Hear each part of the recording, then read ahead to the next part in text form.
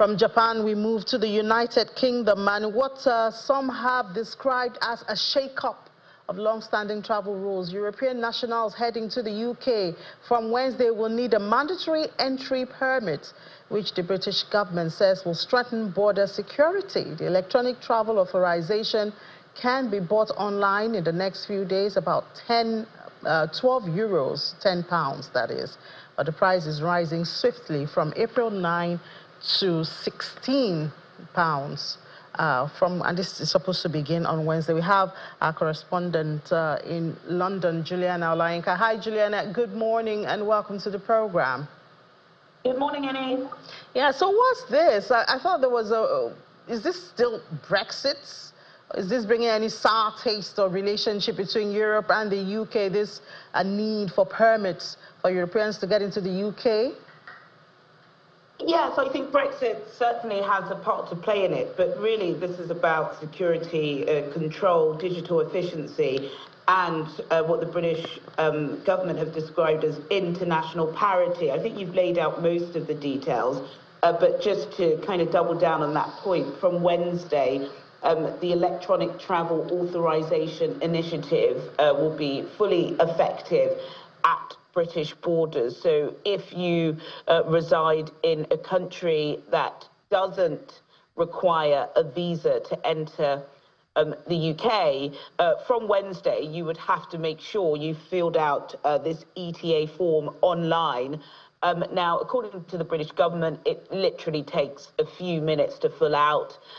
You also get the results instantly, but they are suggesting that passengers apply 3 days before they depart. So I think on the surface, it's pretty straightforward. I think the British government want to be in control of their borders. You know, since we left the European Union, we are no longer partaking in the free movement of people. So even though most, in fact, all European countries enjoy visa-free travel to Britain, I think they want to make sure they know just who is coming in and whether or not any of these individuals have criminal pasts. I think, you know, the world certainly is changing. There have been several wars, which means people have moved into Europe. And again, just going along those lines of international parity, the US and Australia also have very similar requirements for visa-free countries. So those who travel to America, for example, from Britain, you would typically fill out an ETSA form. So it's very, very similar along those lines. So I don't think there is anything to fear, but yes, certainly there are changes. But, you know, Britain want to be also digitally literate when it comes to the movement of people, and they're hoping that this scheme will allow them to. Yeah, but Juliana, the introduction of the fees, doesn't that bring some sentiment into all of this and the relationship between both countries?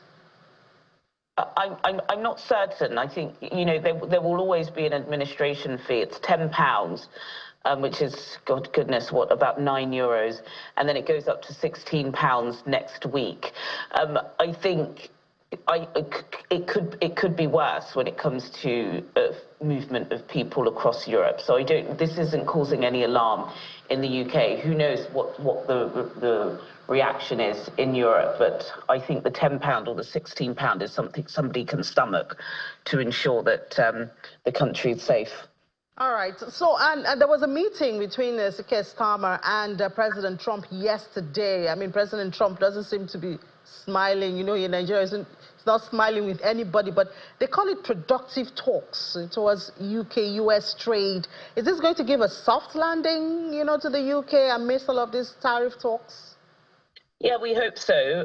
So yesterday, as you quite rightly said, President Donald Trump and Sir Keir Starmer, the UK Prime Minister, enjoyed, as they have both described it, a productive phone conversation, mostly with regards to tariffs. And of course, you know, the UK are desperate to get some sort of tariff exemption, particularly for automotives. And now lots of a new wave of tariffs, as you've just been describing, Inni, set to come in on Wednesday, the 2nd of April. And certainly Britain wants to be exempt from that. Just a couple of days ago, Jonathan Reynolds, who works as a senior business minister, he took quite a large delegation over to Washington to have talks with individuals within the White House from and following Rachel Reeves' fiscal statement last week. Lots of the talk was towards Donald Trump, making sure we're appeasing him in public, but I think still being quite strict. I think, Sir Keir Starmer is very much aware of the optics. He doesn't want to come across as too weak and sort of kowtowing to everything Donald Trump says, because most powerful men don't enjoy that anyway.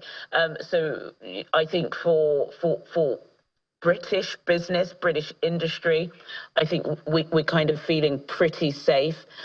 We have some negotiation room because of the digital tax that we implemented just after the COVID lockdowns. This, of course, affects a large swathe of US tech companies. So I believe that perhaps that could be used as some sort of barter to ensure that we come off relatively free from these threats. But yes, so I think very positive that both the White House and Downing Street described yesterday's talks as productive. And of course, just to mention very importantly that the coalition of the willing, this European force united in trying to see a ceasefire, that was also discussed on the call. All right, Juliana, do we have any important data to look forward to this week? Really quite weak this week, to be honest with you, Inni. We're actually on the same timeline now, which nice. does affect, that does actually affect business. But we do have some S&P data on the PMIs, but nothing, no major announcements. I suppose we're all just waiting to see what happens with Trump, and there are a slew of bills to be rising. Because, of course, we've got a change of the fiscal year this week. All right, Juliana, thank you so much. I'm sure President Trump will give us something in the middle of the week. Thank you so much. I'm certain. Thanks, Inni.